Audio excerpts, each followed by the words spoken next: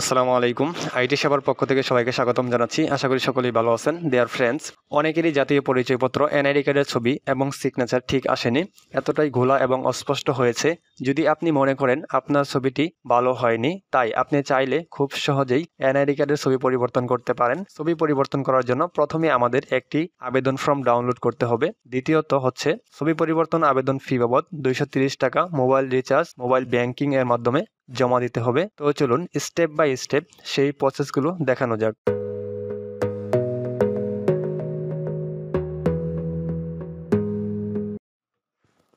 তো ফ্রেন্ডস, ফর্মটি ডাউনলোড করার জন্য আমাদের প্রথমেই মোবাইল অথবা কম্পিউটারে যে কোনো একটি ব্রাউজার ওপেন করে নিতে হবে। তো আমি গুগল ক্রোম ব্রাউজারটি ওপেন করে সার্চ বারে লিখব NIDW সার্ভিস, এটি লিখে আমরা সার্চ করব।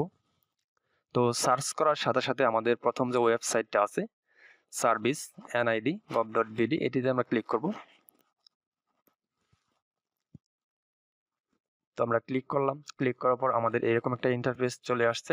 তো আমরা নির্বাচন কমিশনের ওয়েবসাইটে চলে আসছি। তো এখান থেকে আমাদের যে ডাউনলোড একটি বাটন আছে, এটাতে আমরা ক্লিক করব। ডাউনলোড বাটনে ক্লিক করার পর এখানে দেখতে পাচ্ছেন ফর্ম ডাউনলোড, হারানো অথবা চুরি হয়ে যায় এনআইডি কার্ডের আবেদন ফর্ম। তারপর ডাইনে দেখতে পাচ্ছেন তথ্য সংশোধনের জন্য আবেদন ফর্ম, উপজেলা নির্বাচন অফিসে আবেদনের জন্য। তো এটাতে আমরা ক্লিক করব। তো ক্লিক করার পর এই ফর্মটি আমাদের প্রথমে ডাউনলোড করে যে কোনো কম্পিউটার দোকান থেকে এটি প্রিন্ট আউট করে নিতে হবে। তো এখান থেকে আমরা ডাউনলোড করব। তো এটা আমরা সেভ দিয়ে দিব ডাউনলোড করে। তো যে কোনো কম্পিউটার দোকান থেকে এই ফর্মটি প্রিন্ট করে নিতে হবে, প্রিন্ট আউট করে নিতে হবে।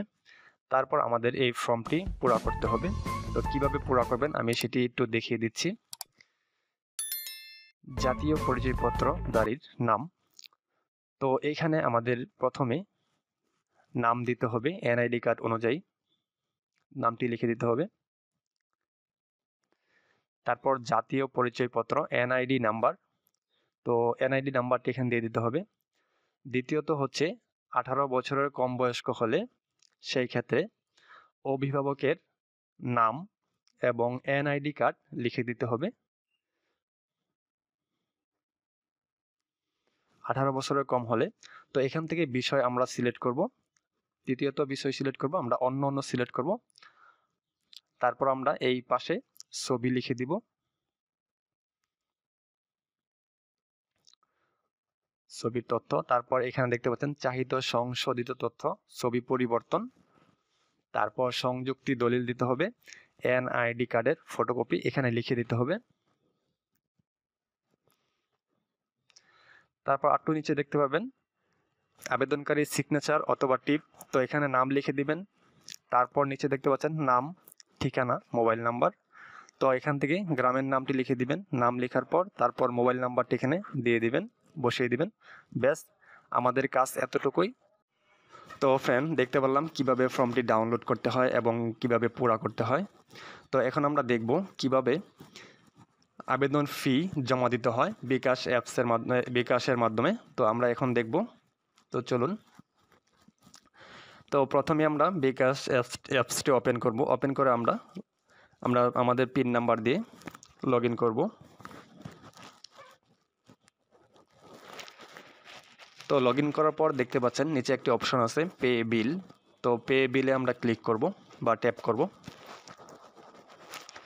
তো ট্যাপ করার পর নিচে আমরা যদি স্ক্রল করি আমরা দেখতে পাচ্ছি এনআইডি সার্ভিস নামে একটা অপশন আছে, সেটিতে আমরা ক্লিক করব।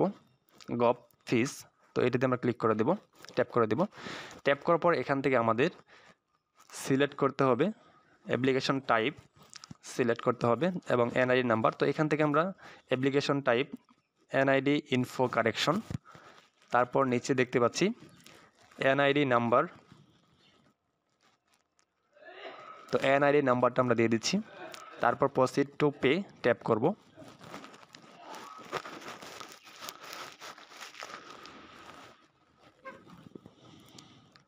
তো ট্যাপ করার পর এখানে দেখতে পাচ্ছেন আমাদের ব্যালেন্স কত টাকা কাটা হচ্ছে, এনআইডি ফি সেটি এখানে দেখাচ্ছে 230 টাকা। তো আমরা কন্টিনিউ ট্যাপ করব।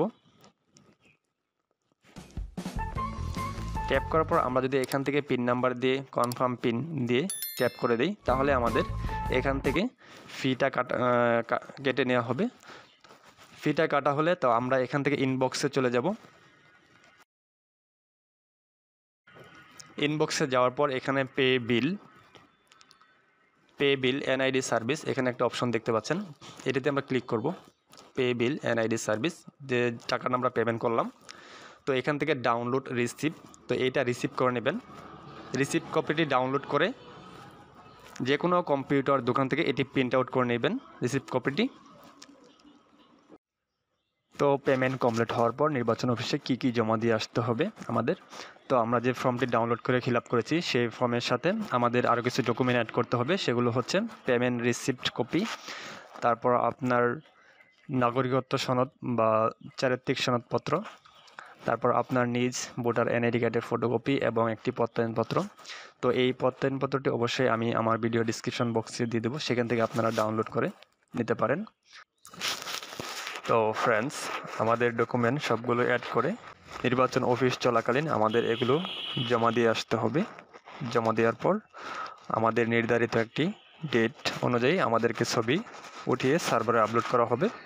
আপলোড করার পর আপনার ছবি যদি অনুমোদন হয়ে যায় তাহলে আপনার মোবাইলে একটি মেসেজ চলে আসবে। মেসেজ চলে আসার পর আপনার আবেদনটি অনুমোদন হয়েছে এরকম একটি মেসেজ চলে আসবে।